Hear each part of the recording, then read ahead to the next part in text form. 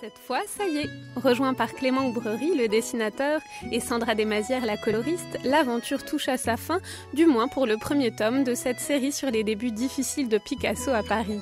Cette période d'avant le cubisme racontée par Fernande, première compagne et muse de Picasso dans les années 1900.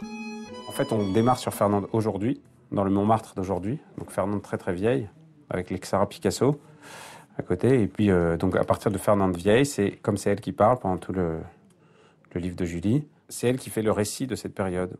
Et donc là, on décolle dans le récit, et puis en fait, Clément a fait vraiment décoller le personnage réellement, puisque voilà, Fernande s'envole, et puis elle se met à survoler son passé, en fait.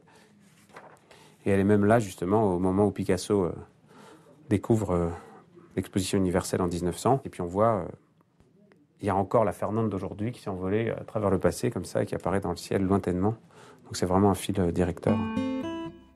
C'est au Festival international d'Angoulême, vitrine incontournable pour la bande dessinée, que l'album sera présenté au public. Mais en attendant, le premier visuel qu'il découvrira, c'est la couverture de l'album, imaginée par Clément Oubrerie. J'ai fait une version, mais le regard, c'est vrai, il avait l'air déprimé, c'était pas bien.